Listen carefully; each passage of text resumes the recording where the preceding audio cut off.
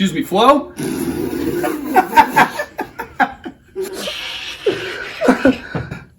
Like the TV show? Okay.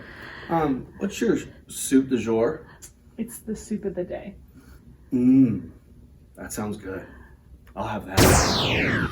Let's get this going, you guys. I'm a little emotional because I'm super excited. I get to share some news. I know Cola has told you all she's expecting. True. But we found out it's twins. Ah! So excited.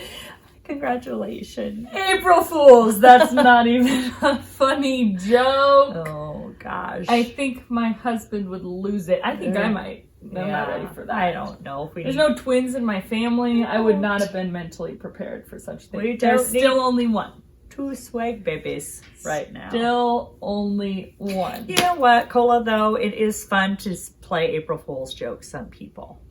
I think it's fun to play it on people. Exactly. However, it's not so fun to have it played on you, No. is it? No, and a few years back, my son, who is a delightful human being and a bit of a smart ass, he was still in high school, so this is a ways back, and I was on vacation in California, and the time difference and everything, and I get this phone call early in the morning, and it's Trevor, and his voice is all in distress, and he's like, Mom, I was driving to school, and I ruined the Jeep, and deer jumped out, and I slammed into it, and the Jeep is turned, I can't even drive it, and he went on this, it's like, oh no, Trevor, and I'm thinking, the Jeep is ruined. He can't drive. He can't get to school. There's nobody there. What do I do? In my mind, I'm trying to help him. I'm talking through this. He's all worked up. And I'm like, okay, well, all right. I'm going to call. We'll have to call, blah, blah, blah. And then he goes, Mom, it's April Fool's. And I was like, oh my God. It immediately changed everything about it. I was just like, you little shit. And he's laughing so hard. It wasn't funny. See what I mean? It's fun to play April Fool's jokes on people. Maybe not so fun when it happens to you. It's not. I fortunately do not have a story like that. Never been big into it. Never had a lot done to me. Let's hope that doesn't happen today. Well, I better. And you never know. It might. Never know. And speaking of that, brings me to the word of the day. Okay, let's start with that. It applies completely to April Fools. Okay. And the word is jape. I was going to say jappy. Jape? It's jape. Jape is how you say Just jape. Jape. What, should I guess what this means? Jape. Well, it has been used by Moira on Schitt's Creek. She has used the word jape. Huh.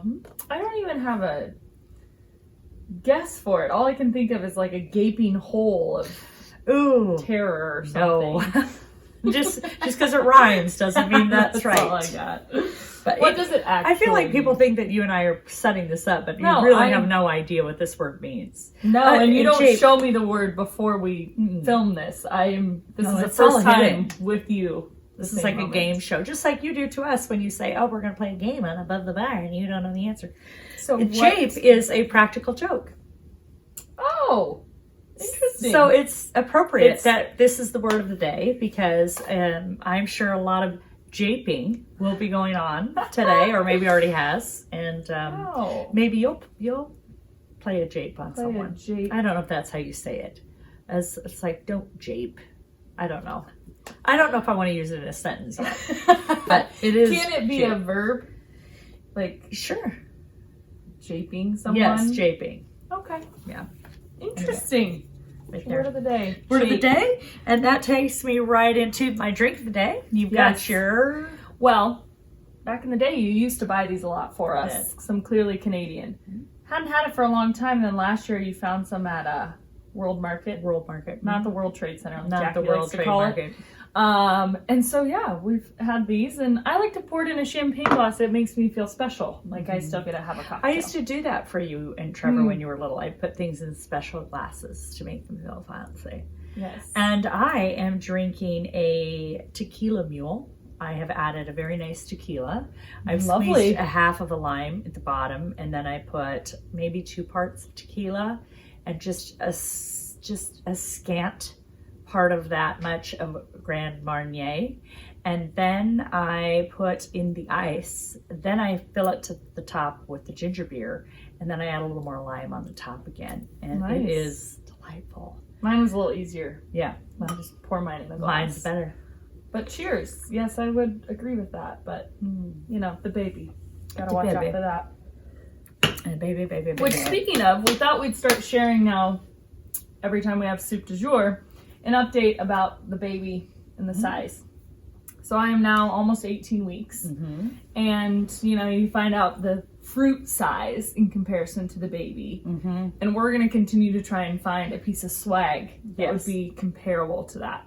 So right now the baby is the size of a pear. But instead we're going to say it's the size of this toddy wedge, which I love and I use every day on my desk. So this is the size that's of the the size of the baby. Yeah. Cute, So right? you guys will be thinking about that now every time you're looking at swag. You're like, I wonder if this is the size of Cola's baby. And That's where we're at right now. we're going to keep you informed. Once a month, you'll get to see what swag is the size of the baby. It's going to be fun. I can't wait. It is going to be fun. It's going to be exciting. I'm sure you feel like it's bigger than that. It feels bigger than that already. It definitely does. But I know I have a long ways to go. Yeah. So But this is going to be fun. I am looking forward to this. I hope you all are too. All right, just another little swig here, and then let's get this road on the show. let's get this April Fool's party started. And today, I think it's a good time to also talk about things that annoy us. Yep. I say things, it could be people, it could be things, it could be an occurrence, Yeah. it could just be some random part of your life or your day.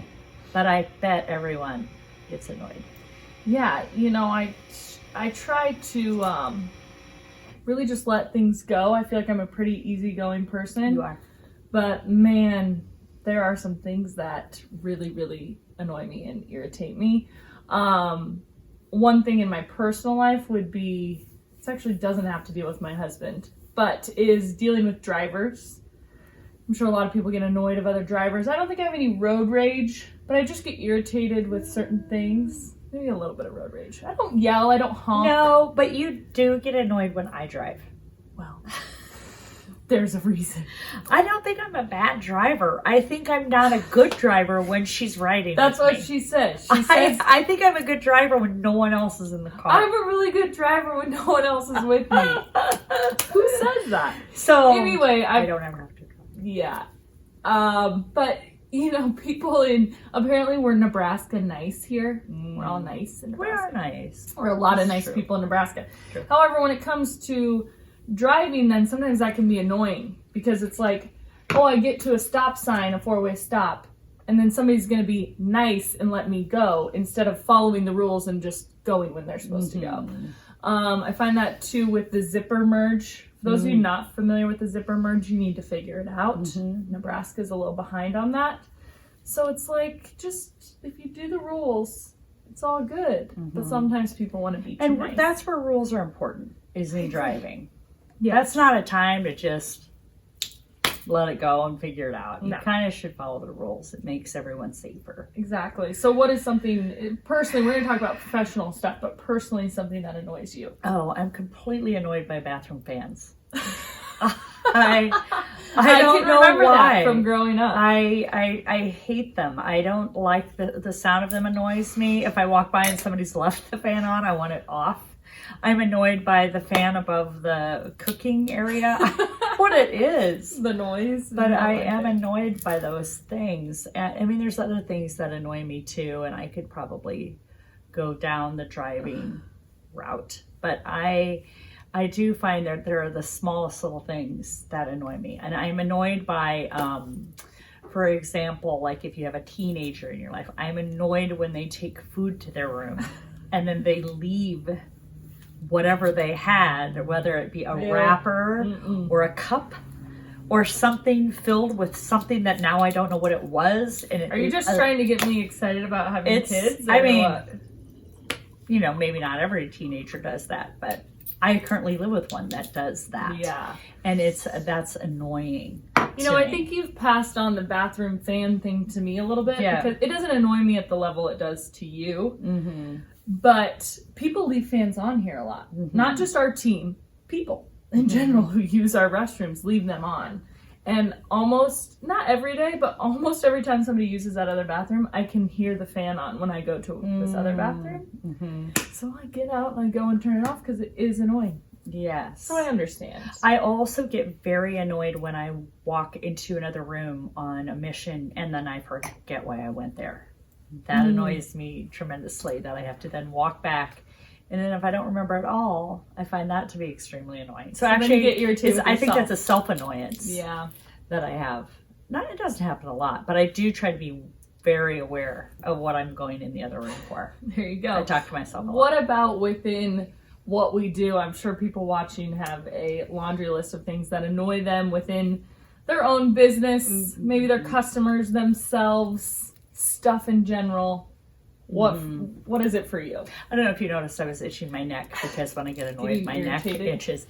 I'll tell you what, I probably could tell a plethora of stories of things that have been annoying, of things that have happened with orders or people or clients or vendors. I don't know. Maybe somebody you work with. But I am annoyed with email. I am a really, really, really bad, I don't know what category this is, but I hate email so much and I am annoyed by it constantly coming in, and I've been trying to keep up with it. I'm going to take this off because it's noisy. But here's what happens. I have two emails. One that's for the stuff in life that I've had. It's a Mac email. Like I've had it from the beginning, before people even knew to buy Macs. And you probably have, 30,000 emails in that thing? I mean, it's a mere 60,000. But not anymore. I cleared it out. And then my other Soul and Swag email gets filled. And I am annoyed by it. And it causes me actually a little bit of anxiousness. And I'm not that type of a person. So last Friday, though, I did take time to go through them and delete. I searched for things I needed. And then the rest, I thought, I'm just going to have to ask somebody to resend something if it was in there. If you want to email me, I recommend not. Don't. Just call me. But I just feel like there's a lot of it. And I did listen. I'm going to give a little bit of education here. I did listen to an incredible podcast with Michael Gervais, he has Finding Mastery podcasts. Yes. Brilliant. Awesome. And he's always, he's a sports psychologist, and he works very closely with Pete Carroll. From the Seattle Seahawks. They have a whole program, but he has incredible guests on there. And one guest he had last week his name is Cal Newport, and he has written a book and has a whole thing called A World Without Email. And it's about how we get inundated with email. And then the other one that he married up with it was Slack. Because we're in this click phase of life and this immediate reaction to things, and that if we hear the ding, we want to look at it and we want to respond to it, or we see it and like all those emails, and then and it pulls you back, and you get it creates a lot of anxiety, and you look at it right away in the morning or whatever, or you hear the ding because somebody put something on Slack, or you're like, hey, I put that on Slack, and like, I haven't had a chance to. And we're really having troubles balancing. Now, I just listened to this podcast, so I just found out about this book, which can be on Audible or whatever, but I want to learn more about that, because I'm sitting here like, well, how do you send stuff to each other if you don't have that? And how does that all look? So I really am looking forward to reading his book, or maybe putting it on Audible so I can listen while I walk. I'll be so curious to see what it says, because like you said, you can't totally not have one when you're But he says you can. He says you can. In a certain business where you have to send stuff? Like artwork and everything? Do you just keep your email secret? And you're like, no, but don't give it out. What he's saying is that we are completely bogging out the day by being inundated with this stuff, that we are completely missing the most valuable part of what we need to do with our work. And you're missing, and it's affecting you mentally, it's affecting you emotionally. We can't continue to go on in a world and be progressive with this kind of system. there has to be a system that works better for flow and making people just happier spirits while they're working and not having all of that hanging over their head. I have no idea what that looks like because everything's tied to my email and how do you get your discount and how does Amazon log into anything or whatever. I don't know, but if I learn that. You'll have to keep us all posted on what you I guess I'm going to have to read the book. Because it sounds like your ideal world of no email. Sounds very I used to have that world, and then I felt like I didn't know anything. Yeah. So, I don't know. We'll find out. How about you? Work-wise, you get annoyed with? Oh, there's the little things from time to time that happen or certain things, that people say, and you're like, no, that's not how it works. I've tried to look at it more as an opportunity to educate when people, say things that might be a little bit annoying. But I think ultimately, one thing that really frustrates me / annoys me is when we're working with somebody and we feel like we have some really great ideas going, or we do a really great job of pitching an awesome presentation, and then they come back to us and they're all over the board, right? They maybe want to do this, and then it switches to this, and then they don't know, and they maybe have some confusion as to who's making the decision and what's going on their end of things, and there's almost too many layers and a cluster of people involved, and it causes a lot of stress amongst our team, and then frustration and a lot of hours wasted. So that is something that definitely annoys me, and I think we get somewhere with a lot of our customers as they start to get to know us and we get to know them better. But in those beginning stages of figuring out how to work with some companies that might not have their poop in a group yet, and so we're trying to figure out how to fit into that, and if we want to fit into that ultimately. And for some of them, it seems like they should have their poop in a group. Right. These are sometimes big companies. Yeah. And you think maybe, but they maybe aren't they really aren't being trained in that way either. Or they've been so busy focusing on building their business, and then all of a sudden they needed a marketing team, but they really haven't sat down with their marketing team to say, let's talk about what this looks like. They just brought them on and said, you got to do marketing, right? I think there is a lot of more of that than we think. Definitely. Also, I feel like when you were telling me that, it was making me think back to what's just occurred lately with a business we've been working with, and hasn't a lot of that frustration generated, annoyance through email conversations? This is true. It all ties in, you're right. Sí de bravo, is the email.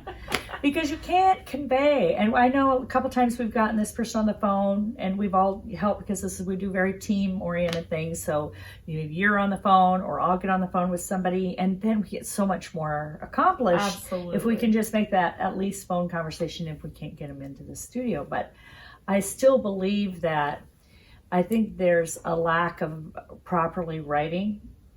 I think writing is a big problem for people. They're not conveying what they really want to say, or they sound abrupt, or they sound rude, or they say something that annoys the person as receiving it. And I know there's times where Jackie's back, she's like, I need you to help me respond to this email because it just annoyed me. And we're like, okay, well, you shouldn't feel that way, but it does sound that way. And it's because people don't really know how to write things in a way that's saying, I'm not really thrilled with this, but whatever. And if we could just talk to them in that email. Talk it out. Yes, I definitely think that's a huge help when you can just work through it over the phone and have that. It might only be 5 minutes. It might be 30 minutes to just kind of walk through it instead of 20 emails back and forth. Yeah. One other thing that annoys me, it's going to tie into the other thing we're going to talk about today, is we now are approaching 4 years in business this summer. It's crazy and exciting. And for a few years, not that we ever did, I always felt like we did a great job with our self-promos that we would do. But I would get annoyed with ourselves. I think we all would get annoyed with ourselves because we turned into the customers that drive us nuts. And we wouldn't plan enough, or we would talk about something and then it would just get wait. Oh shoot, we gotta go. And so in the past when we've done self-promo, and maybe some of you can relate, is that then you do end up, the things we tell our clients not to do, we were doing some of them. And we end up with a closet full of stuff, and it's like, how are we even using this? When are we handing it out? How? What should we do to make it more than just, here, have this? And so I think I'm really excited about our self-promo plan that we have for this year. We don't have everything exactly figured out of what items we're going to order, but we really know these are the things that we're going to order for. Don't know exactly how much we're going to spend, but we have an idea of that to say, here's where we're going to celebrate. Here's where we're going to market our business. And having that plan feels so good. It does. I'm like, why didn't we do it before? Because it's simplified and deliberate. And strategic, absolutely. Yeah, and strategic. Yes, exactly. And so last time we talked about the setup of our studio, or maybe that's 2 times ago, and how we want to talk about where do you want your brand to live. So we've got our studio set up to have the home office, the kitchen, on the go, sustainability, the master closet, all of that. And so all the things we're doing this year for self-promo tie back into that as well. And I kind of made a list of the things that we talk about when it comes to self-promo, and I realized it's a lot, and it's why it's easier to just do whatever deal somebody sends you. But if we want our customers to start thinking, really being thoughtful and mindful about what they're handing out and how they're doing it and when, and planning well, we got to do it too. And it's the way it works. The cool thing is we always see these wonderful ideas that are shared from other people, distributors across the country, and I don't know if it was Da Vinci or if it was Picasso, I can't remember which artist said that all brilliance of art is stolen from somebody else, but turned into something of your own. And that's how all great ideas come about. And the ideas that we have done to reflect our own brand. We knew from the very beginning that our brand had to really speak. It had to really send a message out from that standpoint. And from the very beginning, when you made that video, like, how important is our brand? And if we're not showing how important our own brand is, why would anybody think that we're going to spend time seeing how important theirs is?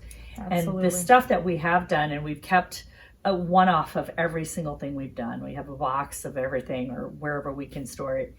And we have done a good job. There are some that were kind of a miss, maybe not our favorites, but we're errors of life happen, and you're like, well, I don't know if that was the best thing. But people comment about it, and they say those things to us a lot about, we know you do cool stuff, so do something cool like that for us. They don't always really mean that.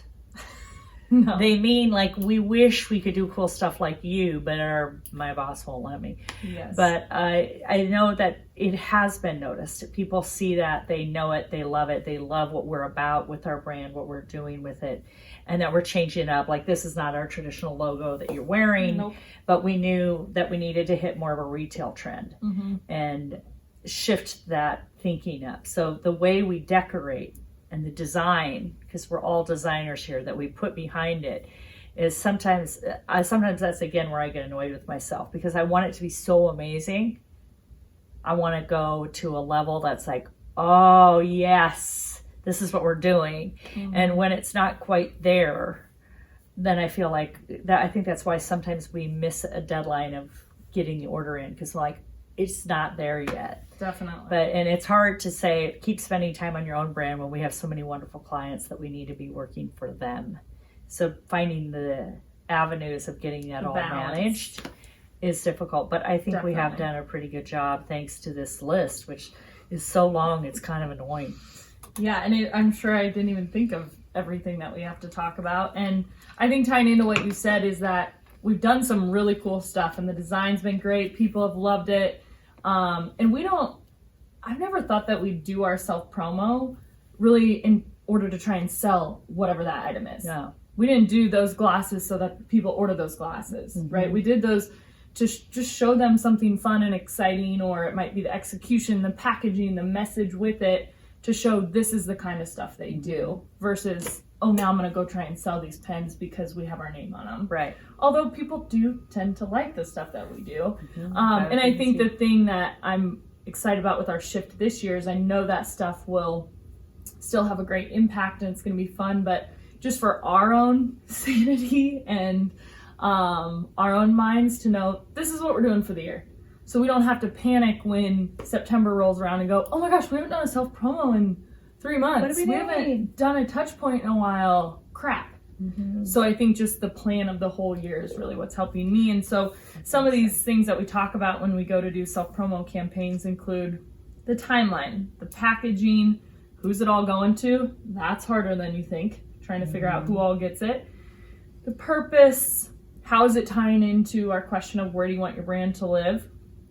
The design, the execution, if there's going to be a call to action with it or if it's just a gift, and then the follow-up afterwards. And number 10, what happens when there's no stock? No inventory. And you've already designed everything around it. Okay. You sound like that's happened recently. Well, like yesterday. We were told there would be stock, and I had created something really amazing for a design for something and spent a lot of time on it, and there's no stock. And that's not the fault of anyone except COVID. Yeah, So it's fine. We understand. So we're switching it up. We're calling the Call audible. the audible. We're coaches. We know how to do that. Sometimes your setter doesn't show up at practice. You got to practice differently. Exactly. So we won't give away all our secrets. I don't know that they're really secrets, but what we plan to do this year, we did one last month that was client love.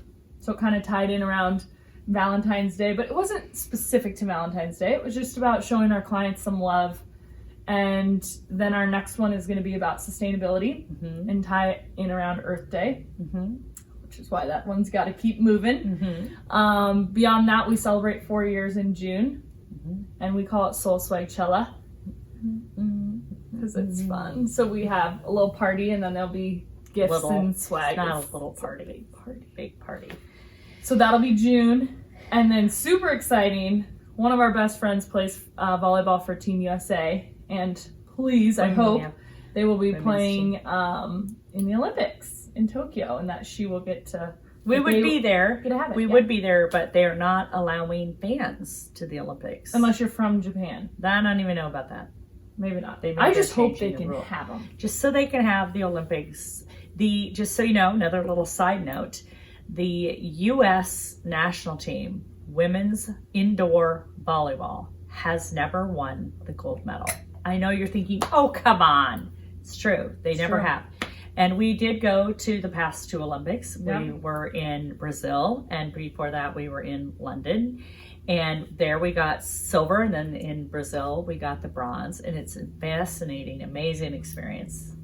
And we would be there again, but we're not allowed to go, which worked out fine because then you couldn't have gone because she's got a baby. La, la, la, la.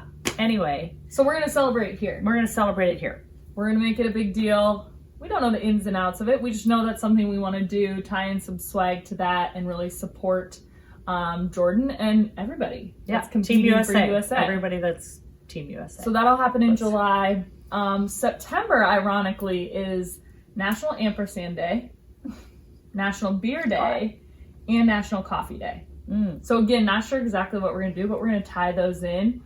Maybe try to support a local coffee shop and then celebrate our ampersand, or as some of my friends like to call it, an amperstamper. They didn't know ampersand was a word. And then we head into the holidays, so doing something for the end of the year. And those are kind of our big marks of when we're going to do certain things. And the Soul Swagchella one includes a lot more people. So there's more things that we hand out, or it's more friends and family and clients in a mix. And then some of the other mailers we do is specific to a certain target list that we have. Right. Or stuff that we will make sure that we always have on hand for VIP experiences, which is clients coming in, and then we want to have a gift for them prepared when they come in. And typically always there's a journal or whatever so they can take notes while they're in here, maybe a piece of drinkware.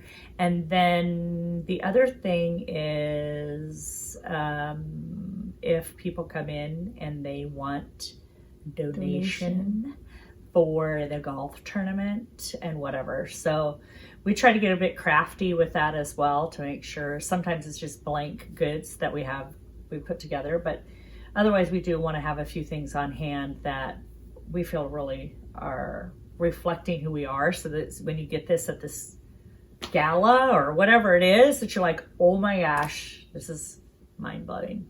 Exactly. And then last but not least, we were going to forget about this one, but something else we always have on hand is a baby gift. Yay. Because people love to post pictures of their baby They and they do. enjoy it, and it's cute Babies and fun. pets. So we have this that we send out, we wrap up.